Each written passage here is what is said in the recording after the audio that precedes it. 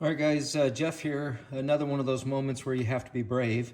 We're going to be drilling into this absolutely gorgeous wood countertops. This is a butcher black countertop with the drop-in stainless sink, and we need to cut the hole in to mount the faucet. So anyway, time to be brave. You got to cut in some beautiful material to just make it all functional. So follow me as I do that.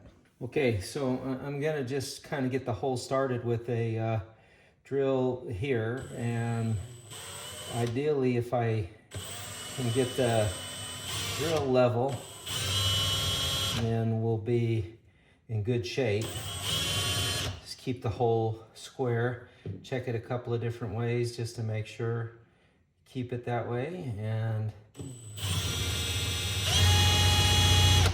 then that should give us at least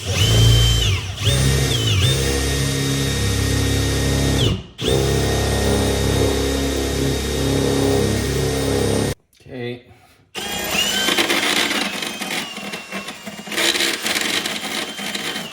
All right, so again, time to be brave, but that's going to give us the hole we need. We're going to go ahead and clean that up. All right, so hole's dug, not dug. Hole is drilled, and we're going to go ahead and just install this faucet. My experience is that when you have the rubber washers and gaskets inside there, you don't need the plumber's tape, but I'm not going to be the guy that doesn't do it and then have somebody come back and say, well, the instructions said to do it. So I'm just going to put a couple of courses on there. Normally, if I was doing Teflon tape or plumber's tape, I typically do 3 to 4 wraps, and just because I'm OCD that way, I guess. But anyway, so I'm just going to do a couple of wraps here, wrap it tight. And I'm going to do this up here because anybody knows this stuff, doing it on your back lane and the actual cabinet sucks. So as long as your hole's big enough, which I think mine is, I can stuff these through, put together. Even if I have to kind of feed them one at a time, I can do that and do that. So I'm going to start over on that tape. That stuff did not want to lay flat. And kind of getting the same vibe on this one. So anyway, once I get this done, we'll move to the next step. And you can probably see that now, but you always wrap your Teflon tape in the same way that tightening nut goes on. That way your Teflon tape, as your threads grab it, it'll kind of pull with it. So if you do it in the opposite direction, I mean, you can get away with it, but sometimes it'll just pull in that opposite direction. So and then start to slide off. So anyway, I'm going to get a wrench and tighten those up. Okay, with the supply lines attached, and don't worry, I looked at this too for 10 minutes. It's like, what the heck is this? Well, it actually, I'll show you, but you put a counterweight on the bottom of this so it helps keep the sprayer pulled down after you do it. So it's really smart, but you hook it up after the fact. It has to be under the counter, unfortunately. But we're gonna go ahead and slip this down. We have to squeeze these in a little bit to make sure they go down, and then bam, just like that. Okay, sweet. So that gives us kind of the starting look of it. We'll get underneath and finish the rest. Okay, so anyway, back at it. Got myself a little better access than I thought I would have. And anyway, always just make sure when you're threading things on, you can see I've already got that plastic support piece, the rubber gasket. You just kind of make sure you get them on in right order, because you don't want to redo this. So double check your instructions and then go from there. Now I am finding that getting it up over all three is a little challenging. Might have to bend things in. There we go. And then that'll kind of help hold them up there, which is an unintended consequence of it being tight going on. But nonetheless, now, and I've got my warning disclosure. I should have taken that off. I think I will now. That's just saying you can burn somebody. So let me get a knife real quick.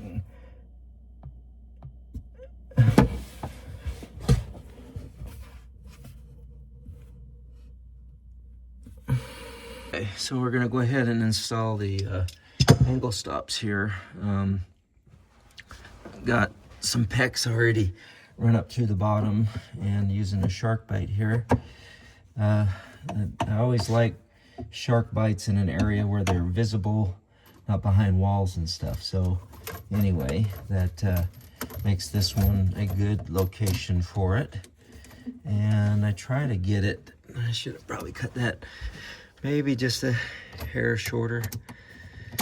That pex is kind of stiff right now. We'll get that one started. Okay. All right. Get these kind of finger tight, and then you don't really have to go that far. Okay, that's the cold water. We're gonna end up tacking that back there like that, back behind our drain stack there. And then the hot, I've got this this shark bite set up for a dishwasher setup. So we'll get one of these to the one of them to the dishwasher and one of them to that. I think what I'm going to do though is I'm going to put a 90 in this so that I can have that pointed that way and then go up for the dishwasher. I'm sorry, go up for the sink and out for the dishwasher. So let me go get a fitting for that. Okay, so we've got that ready. We're going to try to make sure we cut that straight. Right there, probably going to be a good place for that. Let me see how much, yeah, that's going to be a good place for that. So go ahead and get our collar on this side here. And, okay.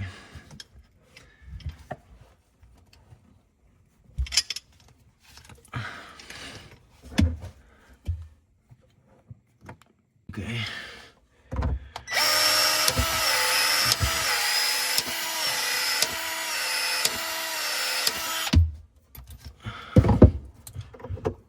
All right.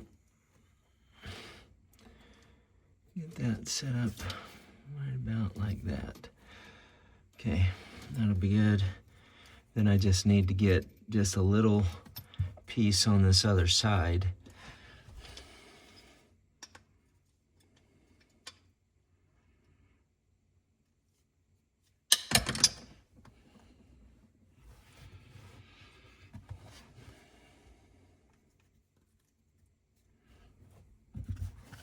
Okay.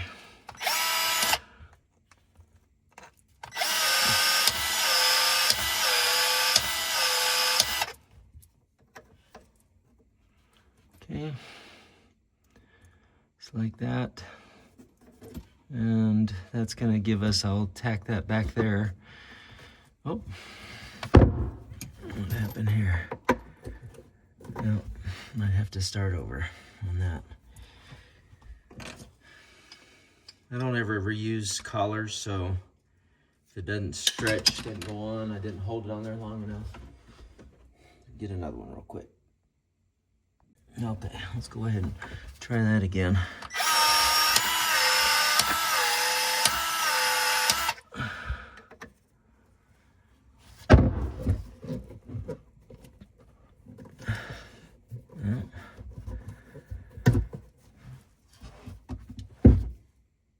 We're gonna try that again. Give that just a second to kind of shrink back on there and go from there. Let's see how that does. Got a good one there. Okay, so that should be on there. Good, yeah, on there good now. Just push connect here, and then I want that valve to be in the up position. So I can kind of keep that uniform knowing that those are up. So anyway, that's where that's going to land like that. I'll go ahead and tack those things down real quick. Okay, so we got that angle stop on there, with it secured against the wall. Come over here to the hot side. Same thing, got it secured against the wall. And before we seal this up, we'll go ahead and put our dishwasher line through here. Last thing is we'll finish that drain stack. We're gonna go ahead and finish building this drain stack real quick. Glue our pieces together. Let me get this. We're gonna go ahead and continue building our drain stack. Again, I broke my own rule of building from the back to the front. That's kind of the way I always like to do a sink or vanity or whatever. And again, I put this garbage disposal in here for no apparent reason first, and so I've got that to contend with.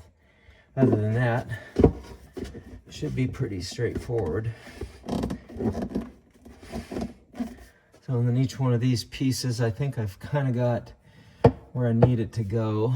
And that one's, for some reason, yeah, make sure that gets seated. Hold that for a second. Okay, that's better. Okay, now I know I need to get over to that. So I've got my Street 90 on that, and then I'm coming over to this. So this one's already in place.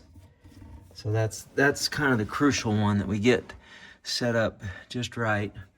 So I'm gonna go ahead and get these two pieces put up here. I might have to move the camera a little tighter. Or not, hang on. Okay, so took a little bit, but basically we've got our garbage disposal mounted. We've got the P-trap hooked up, our extruder valve there for the fall, and then we're tied into our main 2-inch drain line down there. So anyway, quite a bit of work underneath this one little cabinet, but not quite done yet either, because we have to bring that dishwasher in here, but we'll get that done on another video. So anyway, you can see everything's up there, tight, ticky-boo.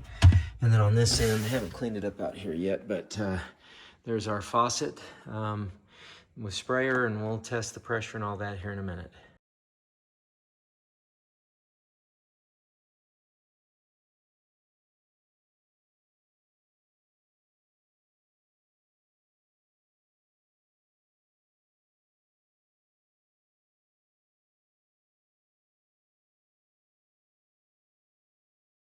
Pad a little better here.